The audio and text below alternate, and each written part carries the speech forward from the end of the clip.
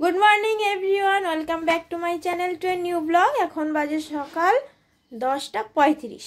আজকে আবার ভিডিওটা বগুড়া থেকে শুরু হচ্ছে। দুদিন তো দিদির বাড়িতে বেশ ভালোই আনন্দে কাটিয়ে চলে এলাম। কি কি আমি কথা বলতে বলতে এদিকে আমার মা এক অ্যাক্সিডেন্ট ঘটিয়ে নিল। গম নেই যে গমেই সের ভিতরে এই যে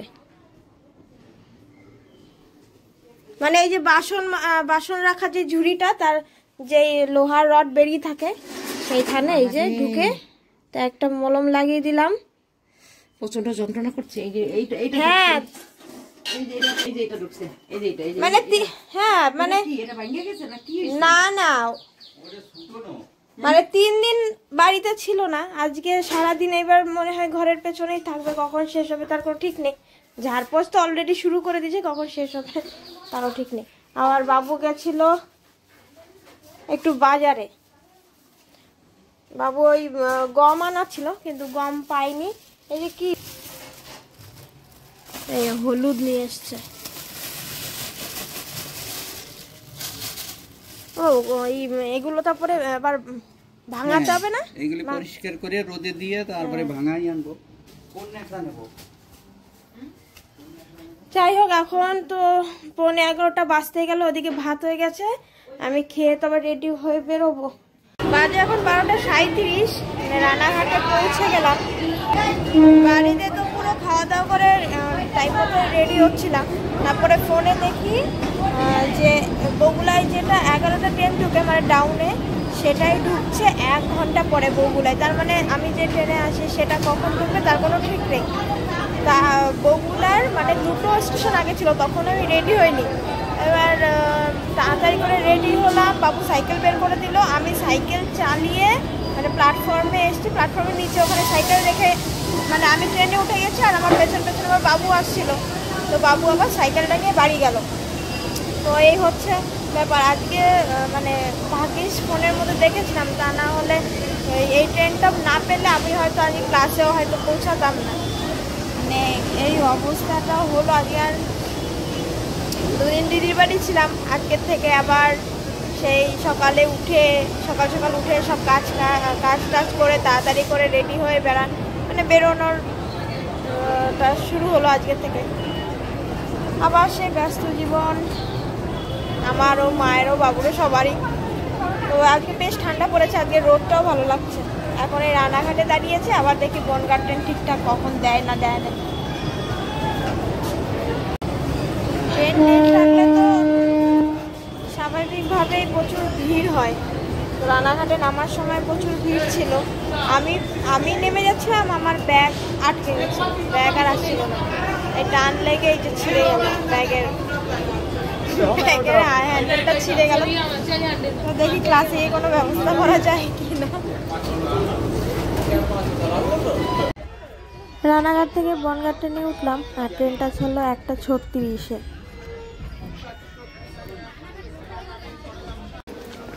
বাজে 2:10। গোপালনগরে নামলাম।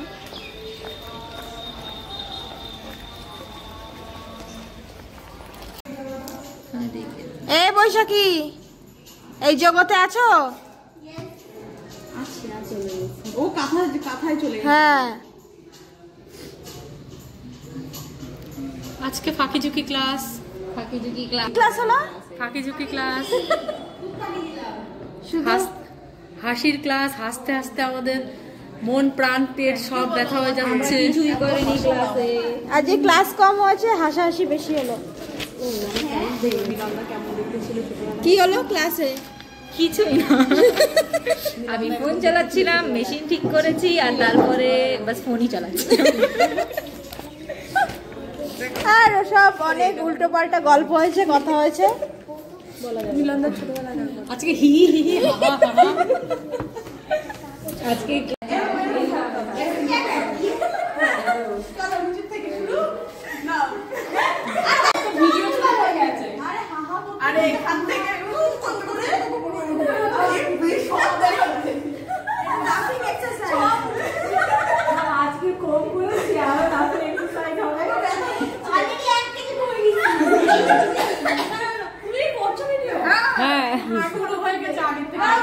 একটু কাছে কাছে আসো।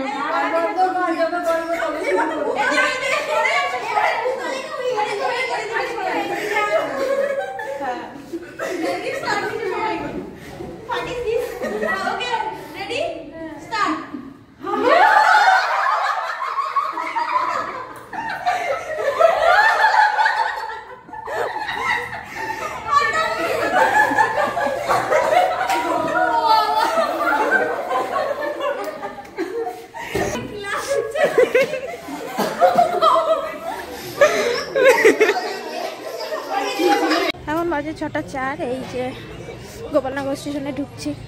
কালকে থেকে বিবছর ঠান্ডা পড়েছে, আজকে ওর মাফলার নিয়ে এসেছি। ট্রেনে খুব হাওয়া লাগে। আজকে ক্লাসে যা হলো, সবার মাথা ব্যথা হয়ে গেছে, গাল ব্যথা হয়ে গেছে, পেট ব্যথা হয়ে গেছে আস্তে আস্তে। 7:15-তে আজকে নামলাম এই রানাঘাটে, আর গেদে ট্রেন আছে এখন চাকদাতে। বনগাঁ ট্রেনটা কত লেট করলো আজকে, মোটামুটি 25 ঘন্টা। এদিকে ঠান্ডাটা কিন্তু নর্মাল, মানে গোপালনগর মনে হয় কি চামড়ার মধ্যে তীরের মতো ঢুকে যায়, এরকম ঠান্ডা গোপালনগরে। বগুলা তো ঠিক আছে, বাট গোপালনগরের মতো না। এই জাস্ট বাড়ি ঢুকলাম, আজ এখন 8:10 বাজে। এখন 9:45। ফ্রেশ তো হয়ে গেছি অনেকক্ষণ আগেই, আজকে একটু খেতে বসতে দেরি হয়ে গেল। আজকে রান্না হয়েছে কচু ভাজা। এটা কি মা? কলাই শাক ভাজা। ও, কলাই শাক ভাজা। আর এই যে কচু দিয়ে কি মাছ? শোল মাছ। এটা শোল মাছ না, শোল মাছ। ও, এটা আবার ওই মাছের মাথা দিয়ে শাক ভাজা। শোল ভাজা। তো ডিনার করতে করতে আজকে ভিডিওটা এখানেই শেষ করছি। যদি কিছু ভালো লাগে থাকে তাহলে লাইক করো, কমেন্টস করো, চ্যানেলটি সাবস্ক্রাইব করো। আর তোমরা সবাই ভালো থেকো। দেখা হবে নতুন ভিডিওতে। Good night.